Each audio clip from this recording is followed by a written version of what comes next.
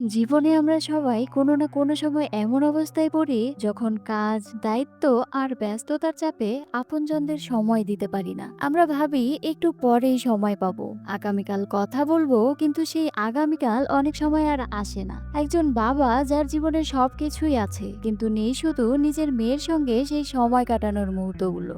এই গল্প শুরু হয় এমন এক বাবাকে দিয়েই। সিওক একজন ব্যস্ত ফান্ড ম্যানেজার। সারাদিন সংখ্যার খেলায় ডুবে থাকা এই মানুষটি নিজের ছোট মেয়ে সহির সঙ্গে ঠিকমতো সময় কাটাতে পারে না। সহির একটাই ইচ্ছে, তার জন্মদিনে মায়ের কাছে বুসানে যেতে চায়। ইচ্ছা না থাকা সত্ত্বেও সিওক মেয়েটিকে নিয়ে ট্রেনে ওঠে। একটি ট্রেন যার গন্তব্য শুধু বুসান নয়, বরং জীবনের সবচেয়ে কঠিন সত্যের মুখোমুখি হওয়া। ট্রেনে দেখা হয় আরো কিছু মানুষের সঙ্গে, সাহসী সাংঘ ও তার গর্ভবতী স্ত্রী, কিছু হাই স্কুল ছাত্রছাত্রী, স্বার্থপর ব্যবসায়ী ইয়ন সুক, দুই বৃদ্ধা বোন ইঙ্গিল ও জংগিল, কলেজের বেসবল খেলোয়াড় ইয়ংগুক ও তার প্রেমিকা জিনহি, আর এক রহস্যময় ভবঘুরে বৃদ্ধা লোকে। ট্রেন ছাড়ার ঠিক আগে এক অসুস্থ নারী প্ল্যাটফর্ম থেকে ট্রেনে উঠে আসে। তার পায়ে এক ভয়ঙ্কর কামড়ের দাগ, একটা ছোট ভুল যা পুরো ট্রেনের জীবনের গতিপথ বদলে দেয়। যেমন বাস্তব জীবনে এক মুহূর্তের ভুল বা অবহেলাও কখনো কখনো আমাদের চারপাশে সবকিছু উলটপালট করে দেয়। কিছুক্ষণের মধ্যেই মহিলা রক্তপিপাসু জম্বিতে পরিণত হয় এবং একে একে ছড়িয়ে পড়ে মৃত্যুর ছায়া। ট্রেনের কামরাগুলো পরিণত হয় বন্দি নরকে। সিওক তার মেয়েকে নিয়ে পালিয়ে যায় অন্য কামরায়, আর সেখানে দেখা হয় সাহসী সাংঘর সঙ্গে। সাংঘ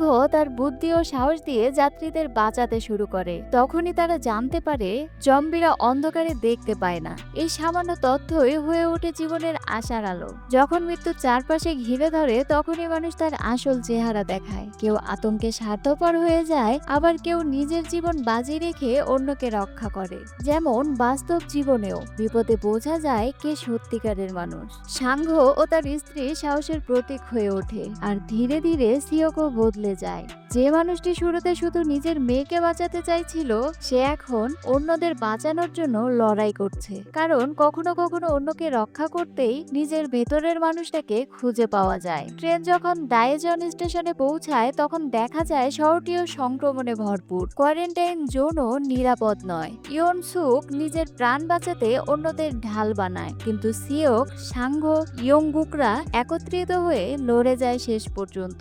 শেষ পর্যন্ত একে একে সবাই হারিয়ে যায়। সাংঘ নিজের স্ত্রী ও অন্যদের বাঁচাতে গিয়ে জম্বিদের হাতে প্রাণ দেয়, আর অবশেষে সিওক তার ছোট্ট মেয়েকে নিরাপদে পৌঁছে দিতে নিজের জীবন উৎসর্গ করে দেয়। শেষ দৃশ্যে ছোট্ট সহি আর সাংঘর স্ত্রী বুসানের নিরাপদ এলাকায় পৌঁছে যায়। তারা হাঁটতে হাঁটতে চোখে পানি নিয়ে গুনগুন করে সেই গানটি যা সহি একসময় তার বাবাকে গেয়ে শুনিয়েছিল।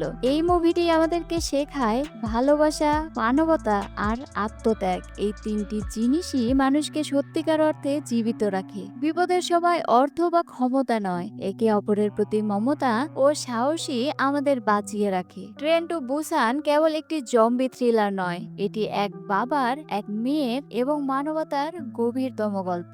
ভিডিওটি যদি ভালো লেগে থাকে তাহলে অবশ্যই একটি লাইক দিয়ে চ্যানেলটিকে সাবস্ক্রাইব করে পাশে থাকবেন, এবং এই মুভির গল্পটি আপনাদের কেমন লেগেছে অবশ্যই কমেন্টে জানাতে ভুলবেন না।